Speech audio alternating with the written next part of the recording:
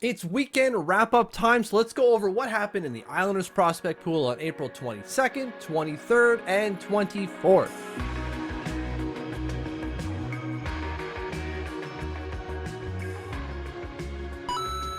Happy Lumberjack Monday. It is time to go over what happened in the Islanders prospect pool this weekend.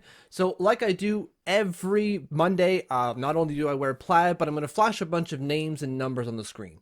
And by a bunch, you'll see that the list is going down because there are fewer and fewer players left playing. The European season is done. A lot of the North American season is coming to an end. The ECHL is now done. They're in the playoffs. Worcester isn't in, so we don't talk about them.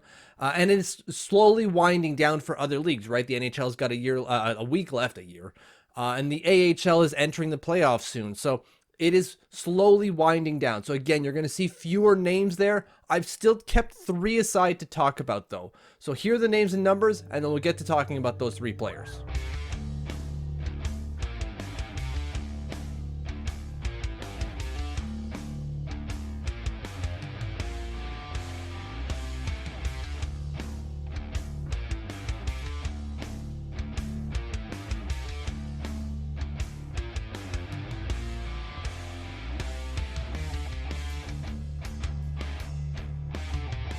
You already know one of the players that I'm going to talk about, and that's Kieffer Bellows. It's in the thumbnail, so spoiler, I suppose. But we'll keep him for a little bit because there's more to talk about with Kieffer than there is about these other 2 guys.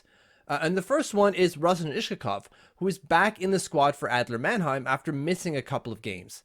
And he wasn't missing games because of injury, which adds to the worry that we've had, or that I have at least, when it comes to signing Ruslan Iskhakov to an NHL contract, or at least an AHL one even. I'm really concerned that it's just not going to happen because he's not really an important player for Adler Mannheim anymore. Not only did he miss a lot of time in the season because he was injured, but now he's being healthy scratched. And when he's finally in the roster, he's got 8.5 minutes worth of ice time. He played 8 minutes and 31 seconds and was a +1 in the 1 game he played. He's not an important player for them, and that really sucks for him and what happens next, because I really thought that they were going to sign him to an NHL contract. And while that could still happen, when you see this take place and the fact that he's just not a big player, you're going, I don't know if they're going to do it. So we'll see going forward, but not really a great development in terms of signing Ruslan Iskhakov, that is. The next player is Dufour, who over the weekend, a goal, 2 assists, and 5 shots on net. But more importantly, he signed his contract, right? He signed an NHL contract. He signed his ELC with the Islanders. He is now next step with the Islanders. And I've already seen a few comments and questions, not only just on the channel, but on Twitter. When is he coming? Next year. He's not coming this year. It is not happening by any stretch of the imagination. You have to remember that the QMJHL regular season is still not over, and the St. John Sea Dogs are very much in the playoff picture at the QMJHL level. Not to mention they will be hosting the Memorial Cup later on in the summer. They're going to be playing for a while, they being the St. John Sea Dogs, and Dufour, clearly with 112 points on his year, is an important piece to that team. He is not going to be joining the Bridgeport Islanders this year. It's not happening. Final player, Kieffer Bellows. Oh my God, what a surprise!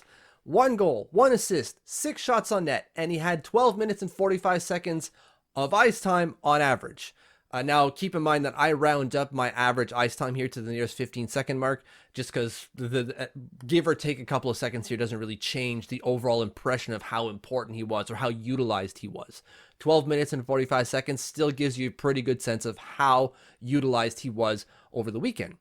And 12 minutes and 45 seconds tells you that he's a middle 6 player. And that's perfectly fine. He's finding his groove as that middle 6 player, it seems, over the last little stretch of games.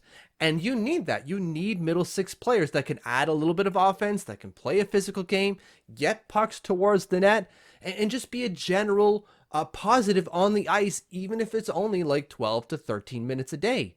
And Kieffer Bellows is doing that. Now, we're obviously not going to start singing his praises because, oh my God, Kieffer Bellows is going to be the next greatest thing. No, but he's going to be fine. And that's what you want. You need players to take that step up from the AHL level or from the prospect pool into the NHL ranks. And it seems, based off the recent results, that Kieffer Bellows is trending into that direction. He's trending into an everyday NHLer. And again, it's not going to be a top end winger, but a middle six one. And again, that's perfectly fine. You'll take that. He still needs to add a few things to his game, but that's what he's doing now. He's building if you will, a career brick by brick, right?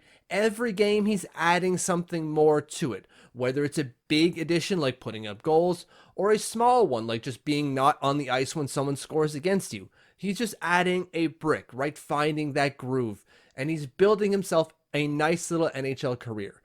There's still a ways to go, but the building has begun. That is your weekend update for April 22nd, 23rd, 24th. Thank you for watching. Thank you for following. If you haven't subscribed yet, please hit the button. And if you have or plan on doing so, thank you, thank you, thank you.